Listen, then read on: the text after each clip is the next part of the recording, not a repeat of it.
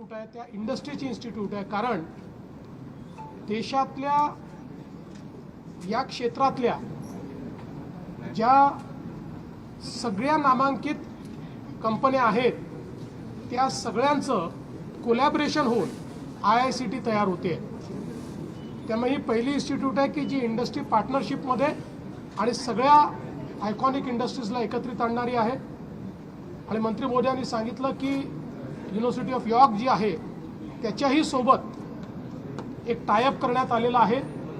त्यामुळे मला असं वाटतं की मुंबई जे देशाचं एंटरटेनमेंट कॅपिटल आहे ते अधोरेखित करण्याकरता भारत सरकारने नेक्स्ट जनरेशन एंटरटेनमेंट जे आहे याच्याकरता जो सगळा ह्युमन रिसोर्स तयार होणार आहे तो तयार करण्याचं महत्त्वाचं केंद्र म्हणून मुंबईला निवडलं आणि त्याची आज सुरुवात झालेली आहे.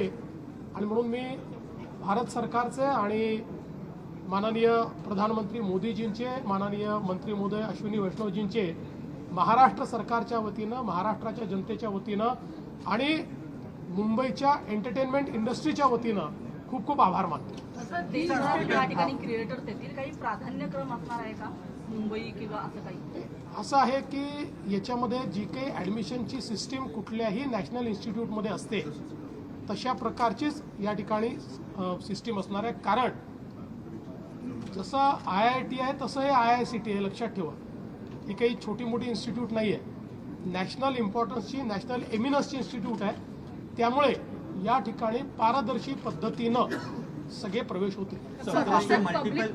announcement of IICT, multiple states are now demanding that IICT be developed in their states. Which are the states that MIT is looking at to build IICT campuses? अभी फोकस है पहले कैंपस को अच्छे से क्यूरेट करना, properly develop करना, industry के साथ partnerships करना, courses को प्रॉपर्ली डेवलप करना, अभी उस पर फोकस है. आंतरराष्ट्रीय चित्रपटासाठी गोव्याचं एक परमनंट वेन्यू आहे. तुम्ही म्हणताय की वेबसाठी देखील मुंबई हा परमनंट वेन्यू व्हावा, त्यासाठी सरकार देखील राज्य आणि केंद्र कार्य करणं, कशा प्रकारचा फायदा महाराष्ट्राला किंवा मुंबईला होणार आहे? असं आहे की आपण वेव्सचं आयोजन केलं, भारत सरकारने ती संधी आपल्याला मुंबईला आणि महाराष्ट्राला दिली. आणि आपण बघितलं की जगात या इव्हेंटची चर्चा झाली आणि जगभरामध्ये लोकांना या इव्हेंटमध्ये आपण गेलं पाहिजे असं वाटलं.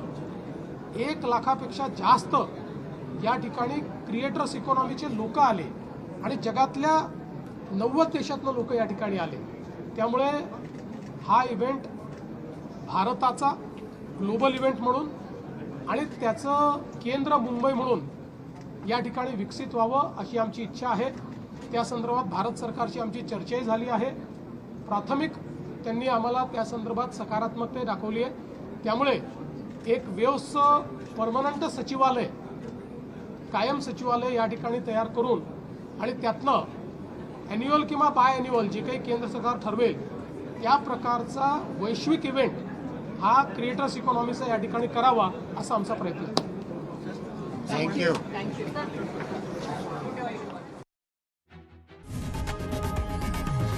लोकशाही मराठी ऐका, पहा, जागरूक रहा.